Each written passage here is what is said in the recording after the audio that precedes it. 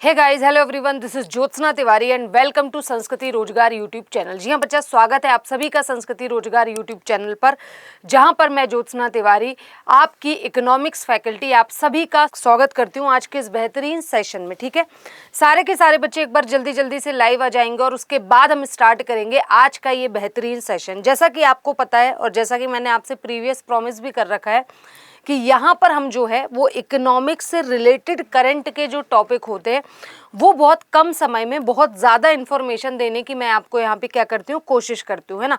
और उसी को आज ही आगे बढ़ाएंगे। आज का जो हमारा इसमें टॉपिक है वो है अब बॉन्ड का होगा टोकनाइजेशन, है ना, टोकनाइजेशन। अब ये टोकनाइजेशन क्या होता है ना। टोकन में मतलब कहने का मतलब ये है कि बॉन्ड जो है उसको इन्होंने डिजिटल कर दिया है और उसको टोकन में कन्वर्ट कर रहे हैं ये, ताकि देश में हमारे इन्वेस्टमेंट जो है वो कहीं ना कहीं बढ़ सके। कहीं ना कहीं वो जो प्रोसेस है, अगर मैं बात करूं बॉन्ड को शेयर करने की, इसके अंतर्गत एफपीआई की, फॉरेन पोर्टफोलियो इन्वेस्टमेंट की, वो क्या हो सके, वो थोड़ी सी आसान हो सके वो प्रोसेस, है ना। इन सब के लिए ही क्या किया गया है, इसको बनाया गया है। क्लियर है, इन सब के लिए ही क्या किया गया है, इसको बनाया गया है। ठीक है, अब हम बढ़ते और देखते हैं। अब देखो, इसमें अगर बात हो रही है टोकनाइजेशन की, और क्योंकि ये वर्ड ही अपने आप में थोड़ा सा टफ है ना, तो इसलिए थोड़ा सा हो जाता है इश्यूज, है ना।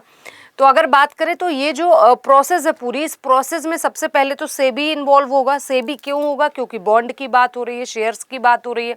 और दूसरा, इसको इम्प्लीमेंट करने के लिए एक पायलट प्रोजेक्ट चलाया गया है। तो पायलट प्रोजेक्ट कौन चलाएगा? कौन चलाएगा? आरबीआई चलाएगा। ठीक है, तो यहाँ पर आरबीआई भी इन्वॉल्व होगा, यहाँ पर सेबी भी इन्वॉल्व होगा, यहाँ पर काफ़ी सारे जो है इन्वॉल्व होंगे पर्टिकुलर ऑर्गेनाइजेशन। तो यहाँ पर देखिएगा लिखा है SEBI bond tokenisation pilot project, है ना। ये पायलट प्रोजेक्ट चल रहा है। अब उसके पहले देखिए, आप सभी के लिए एक बहुत इंपॉर्टेंट इन्फॉर्मेशन है, क्योंकि आप सभी के लिए संस्कृति रोजगार जो है वो टारगेट बैचेस हमने चला रखे हैं, जिसमें आपका यूपी पुलिस कांस्टेबल का डेडिकेटेड बैच है जिसकी कीमत मात्र 799 है। उसके बाद UP PCS BEO prelims foundation batch आप सभी का है, जो कि 20 अगस्त से ऑलरेडी स्टार्ट हो चुका है।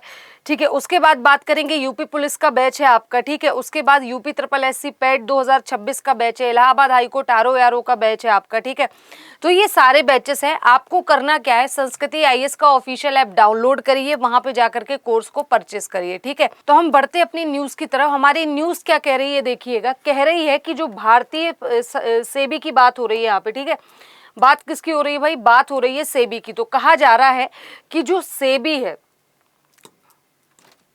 है ना, तो यहाँ पे क्या कहा जा रहा है, यहाँ पे कहा जा रहा है कि जो सेबी है मतलब securities exchange board of India, है ना। सबसे पहले तो देख लो इसका फुल फॉर्म क्या होता है, क्योंकि आपके एग्जाम में इससे क्वेश्चन आते हैं। तो सबसे पहले फुल फॉर्म देखो क्या है, securities exchange board of India. तो ये जो securities exchange board of India है, इसका ये कहना है कि भारत में बॉन्ड टोकनाइजेशन का पायलट प्रोजेक्ट चला रहे हैं हम। क्या कर रहे हैं? भारत में बॉन्ड टोकनाइजेशन का एक पायलट प्रोजेक्ट चलाया जा रहा है। इस पायलट प्रोजेक्ट में सेबी इन्वॉल्व होगा, आरबीआई इसके अंतर्गत इन्वॉल्व किया जाएगा। और इसका टोकनाइजेशन करने के पीछे का मकसद क्या है? तो आसान करना एक प्रोसेस को, किसकी? एफपीआई के साथ एक प्रोसेस को आसान करना है, फॉरेन पोर्टफोलियो इन्वेस्टमेंट के साथ एक प्रोसेस को आसान करने के लिए इसे लाया गया है, ताकि इजीली जो है लिस्टिंग हो सके। ठीक है, अब उसके लिए जो मैंने जैसा कि आपको पहले बता दिया भाई, सेबी इन्वॉल्व हो रहा है इसमें। सेबी के अलावा बात करेंगे तो आरबीआई को भी इन्वॉल्व किया जाएगा। ठीक है, और उद्देश्य क्या है? तो भाई भारत में जो बॉन्ड मार्केट है उसको अधिक एक्सेसिबल, ट्रांसपेरेंट और एफिशिएंट बनाना। मतलब भारत का जो बॉन्ड मार्केट है उसको मतलब बहुत आसानी से लोग उसको खरीद या बेच सके। ठीक है, बहुत आसानी से एक ट्रांसपेरेंसी रहे कि जब खरीद या बेच रहे हैं तो पता होना चाहिए कि प्रॉफिट लॉस का सारी एक प्रॉपर उसकी ट्रांसपेरेंसी रहे। और एफिशिएंट मतलब आसानी से खरीदा जा सके, है ना। एफिशिएंट मतलब आसानी से खरीदा जा सके। तो इन तीन उद्देश्यों के साथ इसको यहाँ पे क्या किया गया है, लाया गया है। ठीक है, आगे देखिएगा सॉरी, सेबी ने स्पष्ट किया है, इसके अंतर्गत क्या स्पष्ट किया है?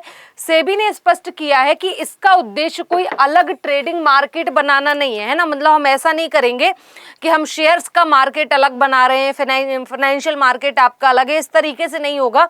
बल्कि ऐसा, और इसके साथ ये भी नहीं होगा कि हम बॉन्ड का मार्केट जो है वो अलग से बना रहे हैं ना, हम ऐसा कुछ भी नहीं करेंगे। बल्कि हम इसके अंतर्गत मौजूदा बॉन्ड मार्केट को क्या करेंगे, टेक्नोलॉजी के माध्यम से स्ट्रॉन्ग बनाएंगे, है ना, मौजूदा जो बॉन्ड मार्केट है। अच्छा, अब देखिएगा, जब बॉन्ड मार्केट की बात होती है तो क्वेश्चन आता है कि ये किसके अंतर्गत आएगा, ठीक है। तो याद रखिएगा कि यहाँ पर होता है फाइनेंशियल मार्केट, फाइनेंशियल मार्केट चलता है, ठीक है। कहाँ पर लिख दूं मैं, यहाँ पे लिख दूं, हाँ, इसके अंतर्गत क्या चलता है, फाइनेंशियल मार्केट चलता है, फाइनेंशियल मार्केट। और फाइनेंशियल मार्केट में दो तरीके के मार्केट होते हैं, ठीक है, दो तरीके के मार्केट होते हैं। एक होता है आपका मनी मार्केट, ठीक है, और दूसरा होता है आपका कैपिटल मार्केट, कैपिटल मार्केट, है ना। इसमें भी दो तरीके के मार्केट होते हैं, एक आपका मनी मार्केट होता है, दूसरा आपका कैपिटल मार्केट होता है।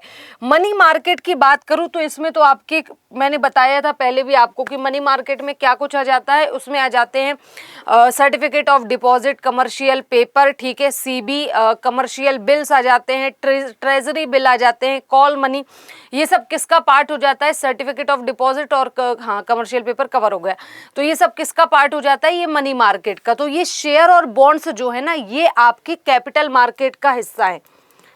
शेयर और बॉन्ड्स किसका हिस्सा है, कैपिटल मार्केट का हिस्सा है, ठीक है। और इसको जो है कैपिटल मार्केट को, इसी को रेगुलेट करने का काम कौन करता है, सेबी करता है, ठीक है, कौन करता है, सेबी करता है। तो अब यहाँ पर आते हैं हम अपने पूरे टॉपिक पे कि इनका कहना क्या है भाई। इनका कहना है कि साथ ही सेबी ने फॉरेन पोर्टफोलियो इन्वेस्टर्स जो रहे हैं, ठीक है, फॉरेन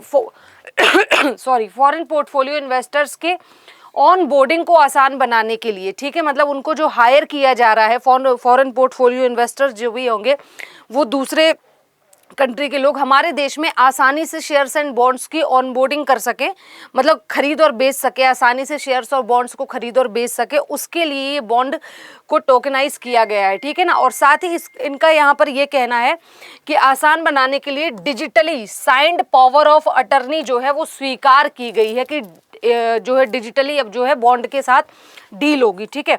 अब यहाँ पर इनका क्या कहना है, बॉन्ड टोकनाइजेशन क्या है। सबसे बड़ा तो ये कि इसका मतलब देखो, मैंने आपको सिंपल भाषा में ये तो बता दिया कि भाई बॉन्ड्स जो होंगे उनको क्या किया जाएगा, डिजिटल किया जाएगा, है ना, डिजिटली उन पे काम किया जाएगा बॉन्ड्स पे। लेकिन अब मुद्दा ये है कि ये है क्या एग्जैक्टली, है ना।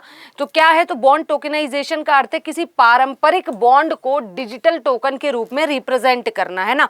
कैसे, पारंपरिक बॉन्ड को डिजिटल टोकन मतलब ऑनलाइन टोकन के रूप में डिजिटली इसको रिप्रेजेंट करना, और जिसे ब्लॉकचेन या डिस्ट्रीब्यूटेड लेडर टेक्नोलॉजी पर रिकॉर्ड किया जा सकता है ना। मतलब इसका पूरा चेन, कहाँ से ये बॉन्ड आया, कितने में खरीदा गया, कहाँ इसको इन्वेस्ट किया गया, ये प्रॉपर चेन का आसानी से पता लगाया जा सके, ठीक है। इस प्रॉपर चेन का आसानी से पता लगाया जा सके, उसके लिए इसको क्या किया गया है, लाया गया है, ठीक है, उसके लिए इसको क्या किया गया है, लाया गया है। क्लियर है यहाँ तक सबको सारी चीजें, यहाँ तक क्लियर है ना, सारी चीजें क्लियर है तो जल्दी से बताओ यस, ऑल क्लियर, ठीक है, ऑल क्लियर। चलिए, तो यहाँ तक क्लियर है, आगे बढ़ते हैं। नेक्स्ट देखिएगा, अब देखो सरल शब्दों में अगर मैं बोलूँ कि ये क्या कहना चाह रहे हैं, ठीक है, अगर मैं बात करूँ कि सरल शब्दों में ये क्या कहना चाह रहे हैं, तो इनका ये कहना है कि ट्रेडिशनल बॉन्ड जो होंगे, जो पहले ट्रेडिशनल बॉन्ड थे, उन्हीं ट्रेडिशनल बॉन्ड को अब डिजिटल बॉन्ड के रूप में कन्वर्ट कर दिया गया है। इससे इन्वेस्टमेंट आसान होगा, ऑन बोर्डिंग आसान होगी, टोकन डिस्ट्रीब्यूटर लेडर पर रिकॉर्ड रखा जा सकेगा, मतलब जो भी बॉन्ड्स का है वो कहीं पर इलीगल तो नहीं है वो चीज़ें, है ना, उसका प्रॉपरली रिकॉर्ड रखा जाएगा इसके अंतर्गत।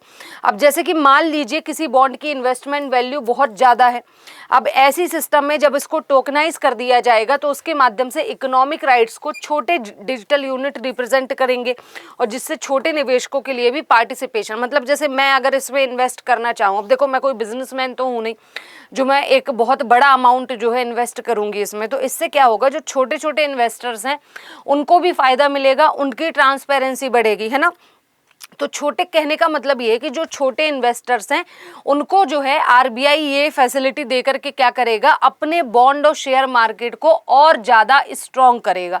क्या करेगा, तो उनको ये फैसिलिटी देके अपने बॉन्ड और शेयर मार्केट को और ज़्यादा स्ट्रॉन्ग करेगा। क्लियर है यहाँ तक सबको सारी चीज़ें, ठीक है, क्लियर है यहाँ तक। चलो आगे बढ़ते हैं। आगे अब इसमें देखो क्या होगा। अब आगे इसमें देखिएगा तो सेबी का पायलट क्या जांचा जाएगा। बिल्कुल, सेबी का ये जो पायलट प्रोजेक्ट है ये मुख्यतः शेयर लेडर टेक्नोलॉजी पर काम करेगा। ठीक है, शेयर्ड लेडर टेक्नोलॉजी पे काम करेगा। बॉन्ड मार्केट के लिए एफिशिएंट बनाता है जो बॉन्ड मार्केट को। मतलब शेयर लेडर का मतलब क्या है, सिक्योरिटी और मनी का सिमुलाइजेशन ट्रांसफर है ना, और फास्टर सेटलमेंट। मतलब कि जो भी खरीद रहे हैं बॉन्ड्स को, जो भी बॉन्ड्स उनकी जो भी मैच्योरिटी पूरी हो रही है उसको आसानी से उसकी पेमेंट करवाई जा सके, है ना। फास्टर सेटलमेंट, जल्दी पेमेंट हो आसानी से, क्योंकि अभी जो उसकी प्रोसेस है वो थोड़ी सी कहीं ना कहीं लंबी है। ठीक है, अभी क्या है प्रोसेस, तो थोड़ी सी कहीं ना कहीं लंबी है।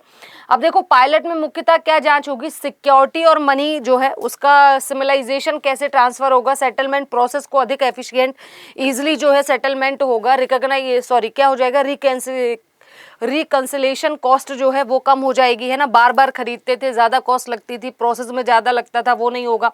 कूपन इंटरेस्ट पेमेंट को ऑटोमेट कर दिया जाएगा, है ना, कि जब ऐसे टाइम होगा और उस टाइम पे ऑटोमेटिकली पेमेंट आपके अकाउंट से कट जाएगी। और स्मार्ट कॉन्ट्रैक्ट के माध्यम से बॉन्ड सर्विसिंग इवेंट को भी क्या कर दिया गया है, ऑटोमेट कर दिया गया है। ठीक है, मतलब बॉन्ड जब भी आएंगे मार्केट में तो इजीली ऑटोमेटिकली आपका जो वो पर्टिकुलर वो है मार्केट है, आपका जो पर्टिकुलर अकाउंट है वहाँ पर, ठीक है, उस अकाउंट में इजीली पूरा शेयर्स के बेचने खरीदने का, बॉन्ड्स का बेचने खरीदने का प्रोसेस हो जाएगा। ठीक है, इस तरीके से ये काम करेगा। अब स्मार्ट कॉन्ट्रैक्ट क्या होता है ना, यहाँ पर आपने स्मार्ट कॉन्ट्रैक्ट भी सुना। तो स्मार्ट कॉन्ट्रैक्ट एक ऐसा कंप्यूटर प्रोग्राम है जो पहले से निर्धारित कंडीशन पूरी होने पर ट्रांसैक्शन प्रोसेस को ऑटोमेटिकली एग्जीक्यूट कर देता है। मतलब आपने एक अपने सिस्टम में सेट कर दिया कि भाई मेरा जो डीमेट अकाउंट है, मतलब डीमेटलाइजेशन, डीमेट अकाउंट जो होता है जिसमें जिससे आप बॉन्ड्स और शेयर्स को खरीदते बेचते हो, वहाँ पे आपने एक फंक्शन जो है वो डिसाइड कर दिया और एक टाइम लिमिट उसमें लगा दी। और उस टाइम लिमिट ऑफ फंक्शन के बाद क्या होगा, और जैसे ही वो टाइम होगा वो बॉन्ड्स ऑटोमेटिकली आपके अकाउंट के द्वारा खरीद लिए जाएंगे और आसानी से आपके अकाउंट से पेमेंट कट जाएगी। आपको प्रॉफिट होगा तो आसानी से ऑटोमेटिकली आपके अकाउंट में वो प्रॉफिट आ जाएगा। ठीक है, इस तरीके से ये काम करेगा। ठीक है, अब आगे देखिएगा। अब देखो इनका क्या कहना है यहाँ पर। अब यहाँ पर कुछ चीज़ें, बॉन्ड टोकनाइजेशन के संभावित लाभ क्या क्या है, आसानी से एक्सेस कर सकते हो आप, है ना। छोटे निवेशक जो है ना, छोटे इन्वेस्टर्स हैं वो आसानी से एक्सेस कर सकते हैं इसका। ट्रांजैक्शन जो है वो तेज़ी से सेटल होगा, ये एक फ़ायदा है। ट्रांजैक्शन रिकॉर्ड को वेरीफाई किया जा सकता है, एफिशिएंसी बनाई जा सकती है, कूपन पेमेंट्स और ऑटोमेट किया जा सकता है। ठीक है, तो ये सेटलमेंट आसान हो जाएगा। तो ये सब यहाँ पर इम्पॉर्टेंट है। ठीक है, अब देखो प्रमुख चुनौतियां क्या है। देखो जब भी कोई काम स्टार्ट होता है उसके फायदे होते हैं तो उसके नुकसान भी होते हैं, और नुकसान होते हैं तो उसमें चुनौतियां भी बहुत आती हैं, है ना, क्योंकि एक बार में आपका प्लान सक्सेसफुल हो ऐसा ज़रूरी नहीं। तो अब यहाँ पर क्या क्या संभावित चुनौतियां हैं जो कि आ सकती हैं, जिसकी वजह से ये जो प्रोग्राम है शायद फेल भी हो जाए, है ना। तो चुनौतियां क्या क्या हैं, साइबर सिक्योरिटी रिस्क बहुत ज़्यादा बढ़ जाएगा, क्योंकि जितना ज़्यादा ऑनलाइन डिजिटली चीज़ें होंगी उतना ज़्यादा साइबर सिक्योरिटी का रिस्क बढ़ेगा। दूसरा क्या हो जाएगा, इंटर ऑपरेटेबिलिटी हो जाएगी। ठीक है, मतलब कि DLSD बेस्ड व्यवस्था को मौजूदा डिपॉजिटरी और सेटलमेंट सिस्टम से एक्सचेंज किया जा रहा है। लीगल रेगुलेटरी फ्रेमवर्क जो है वो काफ़ी ज़्यादा बढ़ जाएंगे। इन्वेस्टर प्रोटेक्शन, डिस्प्यूट रिजोल्यूशन भी ज़्यादा होगा, है ना, उसके लिए फिर डिस्प्यूट रिजोल्यूशन के लिए भी चाहिए भाई। ठीक है, लिक्विडिटी जो है वो मार्केट में टोकनाइज, मतलब लिक्विडिटी का मतलब क्या होता है, कितनी आसानी से आप किसी चीज़ के बदले में कोई चीज़ अपनी ज़रूरत की खरीद सको। तो लिक्विडिटी का मतलब होता है मार्केट में कितना पैसा है लोगों के पास, उसी को क्या बोलते हैं, लिक्विडिटी कहते हैं। ठीक है, वो हो जाएगा। फिर टेक्नोलॉजी रिस्क जो है वो स्मार्ट कॉन्ट्रैक्ट में कोडिंग एरर या सिस्टम फेलर की ऑपरेशनल रिस्क जो है वो पैदा हो सकता है ज़्यादा। ठीक है, तो ये कुछ रिस्क हैं जो कि यहाँ पे होंगे। अब देखो यहाँ पर क्या है, अब मुद्दा ये है कि क्रेडिट रिस्क जीरो मीटर क्या है जो कि इसके अंतर्गत काम करेगा ना। क्रेडिट रिस्क जीरो मीटर का मतलब क्या हो जाता है, इसको लाने पर विचार कर रही है सेबी, और इस पे क्या करेगी, डेप्ट सिक्योरिटी के लिए है। ठीक है, मतलब आप कोई बॉन्ड्स खरीदते हो उस पर आपके अकाउंट की कितनी सिक्योरिटी है उसको लेकर के ये काम करेगा, है ना, क्योंकि आपके साथ जो है वो इजीली फ्रॉड ना हो जाए, लीगल ऑनलाइन फ्रॉड ना हो जाए इजीली, उसके लिए इसको क्या किया गया है, लाया गया है। ठीक है, अब देखो यहाँ पर क्या होगा, स्टैंडर्डाइज किया जाएगा, कलर कोडेड होगा, credit rating linked visual indicator होगा। मतलब कि अब देखो क्रेडिट रेटिंग का मतलब क्या है कि आपको ये पता होगा कि जो भी कंपनी से आप अपने बॉन्ड्स खरीद रहे हो, क्रेडिट रेटिंग एजेंसीज होती हैं अलग अलग, उन क्रेडिट रेटिंग एजेंसीज ने उन कंपनीज को कितनी क्रेडिट दे रखी है ना। उससे आपके लिए हम भी स्टार देते हैं ना, जब किसी को फीडबैक देते हैं तो फीडबैक में स्टार दिया जाता है ना, जब भी आप कोई वीडियो देखते हो या कहीं पे कोई ऐप यूज कर रहे हो, तो उसी तरीके से दिस की जो भी स्टार दिया गया है क्रेडिट रेटिंग एजेंसीज के द्वारा, वो चेक करके हम उसे वेरीफाई करके फिर हम बॉन्ड्स को खरीदें। ठीक है, तो ये सारी चीज़ें हैं। अब देखो इसका उद्देश्य क्या है, तो निवेशकों को डेब्ट सिक्योरिटी से मौजूद क्रेडिट रिस्क को क्या करना, कम करना, रीपेमेंट ना कर पाने के जोखिम को आसानी से समझने में मदद करना। ठीक है, अब इसमें क्या होगा, ऑफर डॉक्यूमेंट में सिक्योरिटीज बेचने वाले प्लेटफॉर्म होंगे और क्रेडिट रेटिंग एजेंसी जो मैंने आपको बता दिया वो होगी। अब फिक्स्ड इनकम चैनल पार्टनर भी होंगे इसमें। ठीक है, इसका क्या मतलब है, इसका मतलब है सेबी कॉर्पोरेट बॉन्ड मार्केट की पहुंच बढ़ाने के लिए फिक्स्ड इनकम चैनल पार्टनर का फ्रेमवर्क लाने की भी योजना में है। इनका ही भूमिका है कुछ हद तक म्यूचुअल फंड डिस्ट्रीब्यूटर जैसी होगी, है ना। जैसे म्यूचुअल फंड बेचते हैं, बहुत सारी फिक्स कंपनीज होती हैं, मतलब कोई फिक्स कंपनी है कि उसका काम है LIC की सर्विसेज ही बेच रही है, कोई फिक्स कंपनी है कि जिसका काम है वो म्यूचुअल फंड्स ही बेच रही है, उसके अलावा कुछ नहीं। तो ये इस तरीके से काम करेगा। ठीक है, ये इस तरीके से क्या करेंगे, काम करेंगे। ठीक है, अब देखिएगा इसमें, ये तो आपकी जानने वाली चीज नहीं है, इसको हटा दो। एक सेकेंड, पावर ऑफ अटर्नी तो आपको पता ही है, तो पावर ऑफ अटर्नी तो बताने की जरूरत नहीं है। अब देखो यहाँ पर एक चीज देख लीजिएगा, यहाँ पर एक चीज आपका जानना जरूरी है ये। ठीक है, ये आपका जानना जरूरी है। सबसे पहले FPI देखो, फॉरेन पोर्टफोलियो इन्वेस्टर की बात हो रही है या फॉरेन पोर्टफोलियो इन्वेस्टमेंट की बात हो रही है, तो देखिएगा विदेशी पोर्टफोलियो निवेशक जो है, सेबी ने FPI को अपने कस्टोडियन और digitally signed power of attorney देने की अनुमति दी है। सेबी देगा किसको, FPI को। और जैसे ही ये अनुमति मिल जाएगी, ये बॉन्ड का जो हुआ है, ये बॉन्ड की जो प्रोसेस है इसको स्टार्ट कर दिया जाएगा, है ना, टोकन की प्रोसेस जो है। अब देखिए इसमें क्या था, पहले क्या होता था, पहले इससे क्या होता था कि FPI POA पे जाता था, फिर वहां से देखिए तो आप क्या होता था, कंसलरेशन होता था और अधिक पेपर वर्क होता था, ज़्यादा टाइम लगता था। डिजिटल हो जाएगा काम, कम वक्त लगेगा। सिंपल सी बात यही कह रहे हैं कि अधिक जब पेपर वर्क होगा तो ज़्यादा टाइम लगेगा, और डिजिटल कोई चीज़ हो जाएगी तो कम वक्त में हो जाएगी वही चीज़। ठीक है, बिल्कुल सही बात है। अब देखो भारत के लिए क्यों महत्वपूर्ण है, क्योंकि कॉरपोरेट बॉन्ड जो भारत में चलते हैं बहुत ज़्यादा, ठीक है सॉरी, कॉर्पोरेट बॉन्ड मार्केट को ये बहुत ज़्यादा स्ट्रॉन्ग बना देगा, है ना। कंपनी को फाइनेंस, बैंकों को फाइनेंस बहुत आसानी से होगा, जिससे हमारे देश की इकोनॉमिकल कंडीशन बेहतर होगी। ऑब्वियस सी बात है, जब फॉरेन से जितना हमारे पास पैसा आएगा उतना ज़्यादा फॉरेन एक्सचेंज रिजर्व बढ़ेगा, और जितना ज़्यादा फॉरेन एक्सचेंज रिजर्व बढ़ेगा उतना ज़्यादा हमारे देश की इकोनॉमिकल कंडीशन बेहतर होती जाएगी, हमारा एक्सपोर्ट इम्पोर्ट उससे बढ़ेगा। ठीक है ना, उससे क्या होगा कि ऑब्वियस सी बात है, इससे क्या होगा कि भाई जब FPI बढ़ेगा और FPI बढ़ेगा जैसे ही, तो उसके साथ क्या बढ़ेगा, हमारा फॉरेक्स बढ़ेगा, फॉरेन एक्सचेंज रिजर्व बढ़ेगा, और जैसे ही फॉरेन एक्सचेंज रिजर्व बढ़ेगा तो हमारा एक्सपोर्ट इंपोर्ट जो है वो बढ़ जाएगा। एक्सपोर्ट इंपोर्ट बढ़ेगा तो इससे क्या होगा, इकोनॉमी जो है देश की वो भी बढ़ेगी, सुधर जाएगी। ठीक है, वो भी क्या हो जाएगी, बढ़ जाएगी, सुधर जाएगी। क्लियर है यहाँ तक? यहाँ तक क्लियर है। अब देखो इससे क्या होगा, संभावना है छोटे इन्वेस्टर्स भी बॉन्ड में कहीं ना कहीं पैसा लगा पाएंगे, और जब वो छोटे इन्वेस्टर बॉन्ड में पैसा लगाएंगे तो देश में जो मनी फ्लो है वो भी तो बढ़ेगा ना। ऑब्वियस सी बात है, जो अभी पैसा नहीं लगा पा रहे, जब वो भी पैसा लगा पाएंगे तो देश में मनी फ्लो तो इवेंचुअली बढ़ेगा मार्केट में, है ना। इस तरीके से ये काम करेगा। डिजिटल फाइनेंशियल इंफ्रास्ट्रक्चर स्ट्रांग होगा, इन्वेस्टर प्रोटेक्शन होगा, फॉरेन इन्वेस्टमेंट होगा, तो इस तरीके की चीज़ें होंगी। ठीक है, तो ये इस तरीके से काम करेगा। तो मैंने आपको जो भी इंपॉर्टेंट चीज़ थी वो बता दी। अब आप इसमें क्या क्या पढ़ लेंगे, आपका फोकस होगा इसमें सेबी, आपका फोकस होगा RBI, आपका फोकस होगा बॉन्ड। इसके अंतर्गत जो भी इंपॉर्टेंट चीज़ें थी कि किसके मार्केट में आ जाता है, कैपिटल मार्केट में आ जाता है, क्या काम करेगा, FPI को स्ट्रॉन्ग करेगा, इस तरीके से सारी चीज़ें मैंने आपको बता दी। अब अगर आपको कोई डाउट है तो आप मुझे कॉमेंट बॉक्स में डाउट बता देना, आपको कॉमेंट बॉक्स में रिप्लाई मिल जाएगा, या फिर जो मैं अगली क्लास में आऊँगी वो कॉमेंट देख करके मैं क्या कर दूँगी, रिप्लाई कर दूँगी आपको। क्लियर है ना सभी को? चलिए, तो अभी के लिए बस इतना ही। मुलाकात होगी आपसे कल, ठीक है। एक और इम्पॉर्टेंट चीज़ है जो आपको बतानी ज़रूरी है, वो ये है कि भाई जितना ज़्यादा हो सके भाई कोर्स को परचेस करिए। अगर सही समय पे तैयारी करनी है, सही समय पे तैयारी को आपको स्टार्ट करना है, ठीक है, तो भाई संस्कृति IAS का ऑफिशियल ऐप डाउनलोड करिए और कोर्स को परचेस करिए। तो अभी के लिए बस इतना ही। Thank you so much.